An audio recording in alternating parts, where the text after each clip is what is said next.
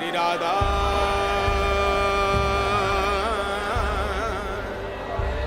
Shri Radha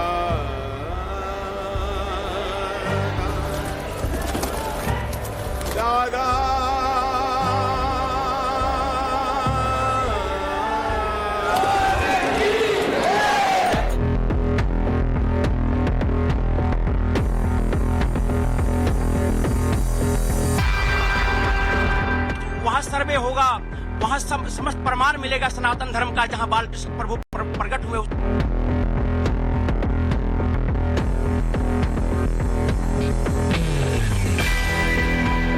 on record आज भी पूरा पर्सन का स्वामित्व कृष्णमूर्ति ट्रस्ट के पास में है।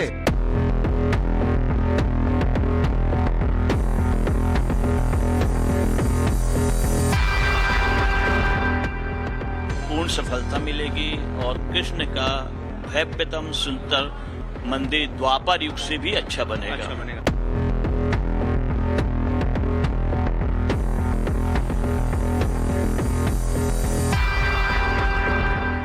चिन्ह हैं वो प्राय हमारे मंदिरों में ही लगते हैं। इनकी मस्जिदों में शंख चक्र गदा पद्म आदि का चिन्ह नहीं धारण कराया जाता।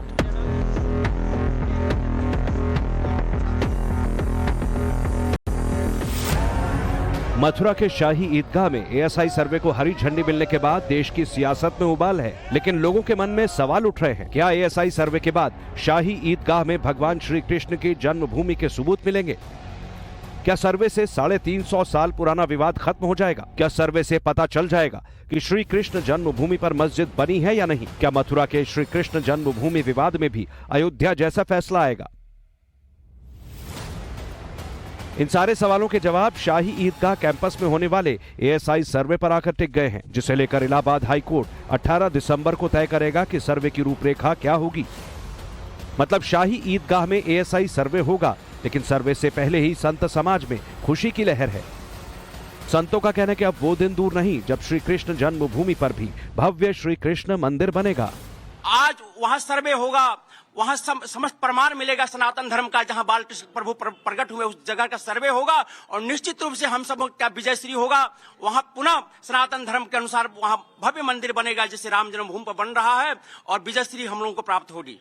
हम हमेशा धैर्य से काम लिया है। हमने जैसे श्री राम जन्मभूमि हमारी थी, हमको मिली, उसी तरह से इसका जब सर्वे का सुप्रीम कोर्ट और हाई कोर्ट दोनों ने जब दे दिया है, तो दोनों पक्ष मिलके इसका फिर से और गहराई से गर्भगृह में भी और नीचे भूतल में भी सर्व जगह सर्वेक्षण साथ में मिलकर किया जाए। मथुरा के हनुमान टेकरी में शाही ईदगाह मस्जिद में होने वाले कोर्ट कमिश्नर सर्वे को लेकर संतों ने बैठक की और सर्वे या कानूनी कार्यवाही को लेकर आगे की रणनीति क्या होगी, इस पर मंथन किया। केशवदेव जी का मंदिर के जगह पर वो बना हुआ है और वहाँ कभी कोई मस्जिद नहीं थी, कोई इतिहास नहीं है। तो पुनः हम अपने पुराने स्वरूप को, उस सनातन धर्म के गौरव को, जो हमारी जो पीड़ा है, उसको जल्दी हम खत्म करेंगे।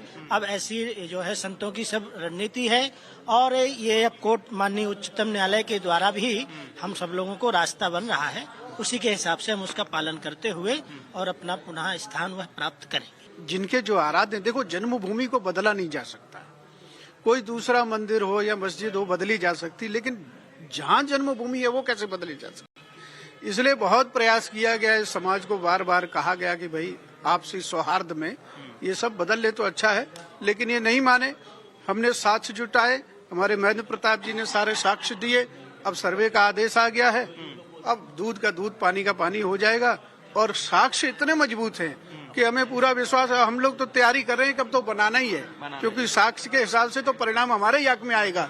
इसलिए हम तो निर्माण की तैयारी कर रहे हैं। संत समाज की बैठक जो आप यहाँ पर देख रहे हैं, लगातार चर्चा चल रही है। इस चर्चा के बीच में अभी तय हुआ है कि भव्य मंदिर बनाने की तैयारी श्री कृष्ण जन्म स्थान की चलेगी और लोग काफी आशान्वित, पूरा संत समाज आशान्वित। और अब जब तक ये पूरी कानूनी प्रक्रिया चलेगी तब तक संत समाज निष्प्रहर 24 घंटे जो है वो कृष्ण की आराधना में इसी भाव के साथ लगा रहेगा कि जल्द से जल्द जो है न सिर्फ कानूनी समाधान हो, बल्कि भव्य कृष्ण जन्मस्थान मंदिर जो है वो अपने मूल स्थान पर दोबारा से स्थापित हो जाए।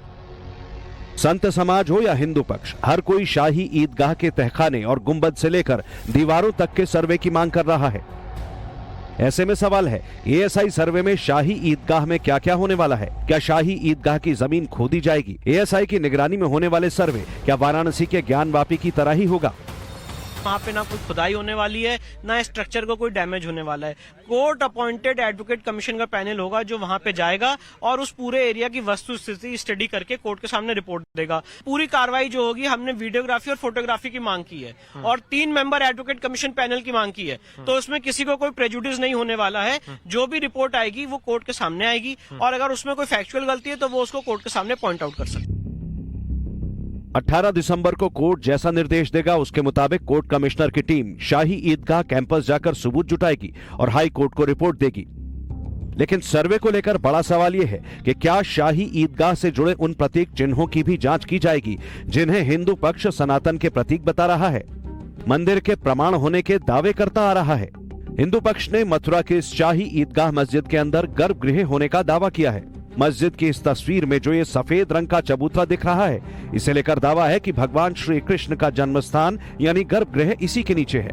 लेकिन शाही ईदगाह कमेटी हिंदुओं के इस दावे को नकारती आ रही है।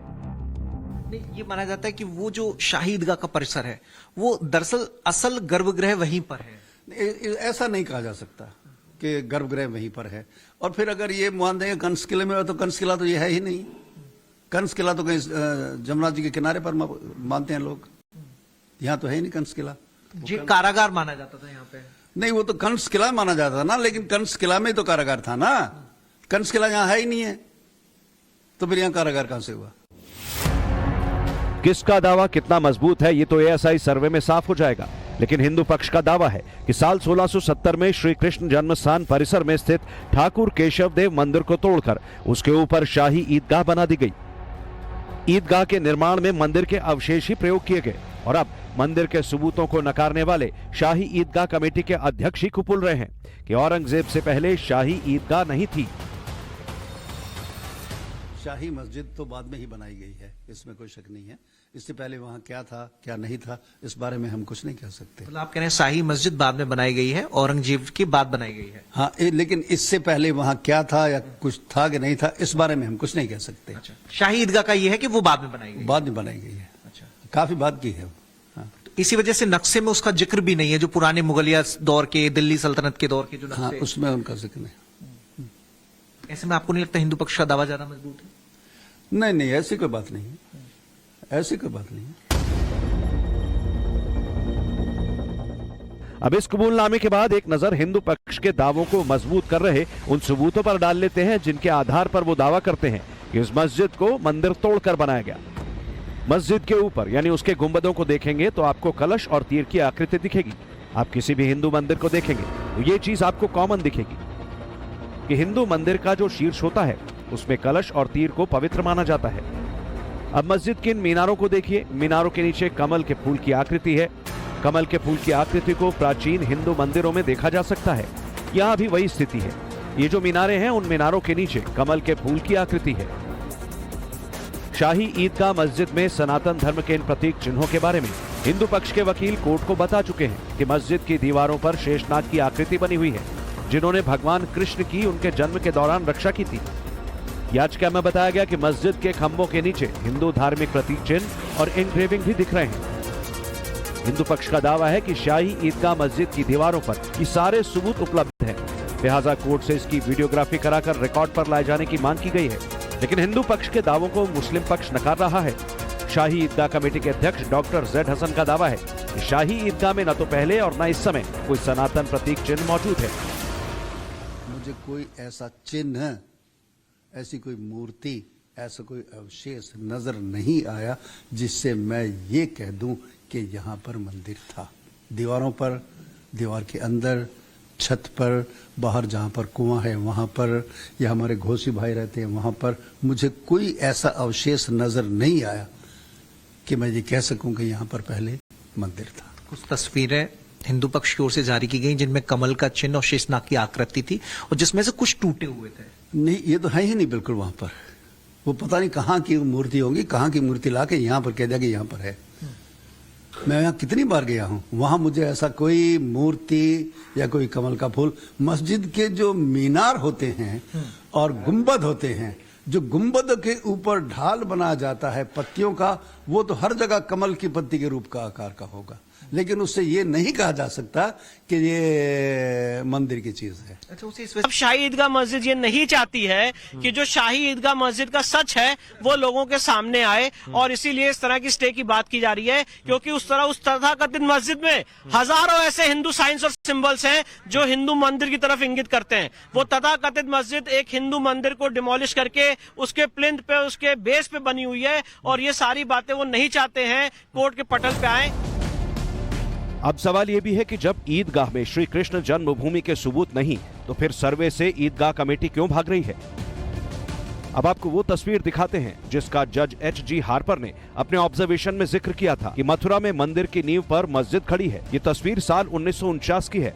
इस तस्वीर पर गौर करेंगे तो शाही ईदगाह के लेफ्ट साइड में एक बोर्ड भी लगा है जिस पर श्री कृष्ण जन्मभूमि लिखा है। और अब ये तस्वीर देखिए जिसमें श्री कृष्ण जन्मभूमि मंदिर के ऊंचे चबूतरे पर शाही ईदगाह मस्जिद नजर आती है। ऐतिहासिक दस्तावेजों में कहा गया है इस मस्जिद का निर्माण औरंगजेब द्वारा नष्ट किए गए केशव देव मंदिर के ऊंचे चबूतरे पर किया गया था। जो हमारा उसकी नींव है वो नींव भी मंदिर की नींव पे रही है, नींव भी अलग नहीं की उनने। आज भी हमने नींव खाली छोड़ रखी है कि वो कमल चंद की नींव है, उसमें जो पुर्जे हैं सबको आपको कमल की आकृति मिलेंगी। नींव में और जो खंबे हैं सब जगह पान और कमल की आकृति मिली टोटल। तो वो इसलिए है कि जो कोई उनने अलग से नहीं लाए, मंदिर के पत्थर को ला करके उसी को जोड़ तोड़ करके खड़ा कर दिया। अच्छा, नींव भी नहीं की, वही मंदिर की नींव है, एक ही नींव पे टिका हुआ है। इसीलिए हिंदू पक्ष ने कोर्ट से मांग की कि शाही ईदगाह मस्जिद हिंदू समुदाय से जुड़ी है। हिंदू समुदाय से जुड़े लोग वहां पूजा करने का अधिकार मांग रहे हैं। हिंदुओं की मांग है कि कटरा केशव देव जमीन को श्री कृष्ण को वापस दिया जाए, मुसलमानों को वहां जाने से रोका जाए और उस जमीन पर ईदगाह मस्जिद का जो ढांचा बना है उसे हटाया जाए। मुस्लिम पक्ष घबरा गया। अभी कहीं खोदाई नहीं हो रही है, सही रिपोर्ट नहीं है, परंतु तो घबरा इसलिए गया कि वीडियोग्राफी फोटोग्राफी भी हो गई। इतने मात्र से एक प्रथम दृष्टया कोर्ट सामने एक चीज ऐसी आ जाएगी कि जिससे साबित होने लगेगा कि हाँ, जो हम कह रहे सही है कि हिंदू मंदिर तोड़कर ये तथाकथित जो ढांचा मास का खड़ा है ये बनाया गया। तो चाहते कि बिल्कुल भी चीज ना आने पावे। अब जब मथुरा की ईदगाह मस्जिद का सर्वे कराने से सुप्रीम कोर्ट को भी ऐतराज नहीं, 15 दिसंबर को कोर्ट ने सर्वे पर रोक लगाने वाली याचिका खारिज कर दी, तब लोगों में जिज्ञासा बनी हुई है कि क्या ज्ञानवापी की तर्ज पर ही मथुरा की शाही ईदगाह का भी सर्वे होगा। अभी तक इतना साफ है कि सर्वे के दौरान ईदगाह परिसर की फोटोग्राफी और वीडियोग्राफी होगी, लेकिन सर्वे का क्या तरीका अपनाया जाएगा, सर्वे का पॉइंट क्या होगा, इस पर कोर्ट 18 दिसंबर को सुनवाई करेगा। सर्वे कब शुरू होगा ये भी 18 दिसंबर को तय होगा। ये कोई पहला मौका नहीं है जब किसी धार्मिक विवाद वाली जगह के एएसआई सर्वे की मंजूरी दी गई हो। इससे पहले अयोध्या में बाबरी ढांचे का एएसआई सर्वे कराया गया था। हाल ही में कोर्ट के आदेश पर काशी की ज्ञानवापी मस्जिद का एएसआई सर्वे हुआ और अब मथुरा की शाही ईदगाह मस्जिद का होने जा रहा है। लेकिन जिस तरह से संत समाज और हिंदू पक्ष की तरफ से शाही ईदगाह मस्जिद के नीचे श्री कृष्ण जन्म स्थान यानी गर्भगृह होने का दावा किया जा रहा है, ऐसे में अब एक बड़ा सवाल ये कि क्या काशी के ज्ञानवापी सर्वे की तरह यहाँ भी ग्राउंड पेनिट्रेटिंग रेडार यानी जीपीआर से सर्वे की इजाजत होगी? क्या परिसर की मैपिंग होगी? ग्राउंड पेनिट्रेटिंग रेडार यानी जीपीआर तकनीक की बात करें तो ये पुरातात्विक साक्ष्यों का पता लगाने में बेहद कारगर है। इसके जरिए 20 मीटर की गहराई तक की सटीक जानकारियां आसानी से जुटाई जा सकती है। इस तकनीक में रेडार का सेंसर जमीन के नीचे मौजूद ऑब्जेक्ट से टकराने के बाद उसकी उम्र की गणना कर लेता है। दावा किया जा रहा है कि जीपीआर से सर्वे में किसी तरह का नुकसान मौजूदा ढांचे को नहीं पहुँचता है। एक्सपर्ट के मुताबिक जीपीआर की मदद से किसी वस्तु या ढांचे को छुए बगैर ही उसके नीचे मौजूद कंक्रीट, केबल, मेटल, पाइप या दूसरी वस्तुओं की पहचान की जा सकती है। सर्वे को लेकर अलग अलग कयासों के बीच हिंदू पक्ष जमीन को लेकर 1968 में हुए समझौते को भी अवैध बता रहा है। इस बीच सबूतों के 3 पन्ने भी सामने आए। ये साल 1395 का चकबंदी नक्शा है। इसमें खसरा नंबर 825 दर्ज है। यहीं पर विवादित शाही ईदगाह मस्जिद बनी हुई है। अब आप देखिए साल 1424 का खेवट नंबर 255। इस खेवट नंबर के आगे खसरा नंबर 825 के लिए आबादी लिखा दिख रहा है। यानी अभी आपने 1395 के चकबंदी के नक्शे में खसरा नंबर 825 देखा, वहाँ कहीं ईदगाह या मस्जिद का जिक्र नहीं। हिंदू पक्ष के दावों के मुताबिक सबूत का दूसरा पन्ना देखिए, साल 1424 की खतौनी है। इस खतौनी में खेवट नंबर 255 का मालिकाना हक श्री कृष्ण जन्मभूमि के नाम पर है। यानी अब सबूतों के पहले पन्ने और दूसरे पन्ने को कंटिन्यूएशन में देखें तो विवादित स्थल पर श्री कृष्ण जन्मभूमि का मालिकाना हक नजर आता है। हालांकि ये हिंदू पक्ष के दावे हैं जिन पर कोर्ट की मुहर लगनी बाकी है। हिंदू पक्ष के दावों के मुताबिक सबूतों का तीसरा पन्ना 1970 के नगर निगम टैक्स की रसीद है। दावे के मुताबिक 1968 के समझौते के बाद भी विवादित स्थल का टैक्स श्री कृष्ण जन्मभूमि समिति ने दिया। यदि वो जो है बहुत अच्छा समझौता था, वो मालिक हो गए तो नाम चढ़ जाना चाहिए टैक्स उनके नाम। उनके भीतर जो 28-29 लोग रह रहे हैं उस परिसर में, उनमें भी स्वामित्व खाने में कृष्ण ट्रस्ट का नाम है। उसके भीतर जो कोठरी है उसमें भी उनका नाम है। तो ठीक है कि वो क्या कहते हैं क्या नहीं कहते हैं वो अलग विषय है, लेकिन ऑन रिकॉर्ड आज भी पूरा परिसर का स्वामित्व कृष्ण ट्रस्ट के पास में है। शाही ईदगाह मस्जिद में हिंदू प्रतीक चिन्हों से जुड़ी वास्तविक स्थिति जानने के लिए ASI सर्वे जरूरी है। और अब मथुरा की शाही ईदगाह के सर्वे से वो सारे सबूत मिल सकते हैं जिनसे पता चलेगा कि मस्जिद खाली स्थान पर बनी है या इसे मंदिर तोड़कर बनाया गया। क्या मस्जिद के नीचे श्री कृष्ण का जन्म स्थान है? विवादित मस्जिद के नीचे मंदिर के अवशेष हैं या नहीं?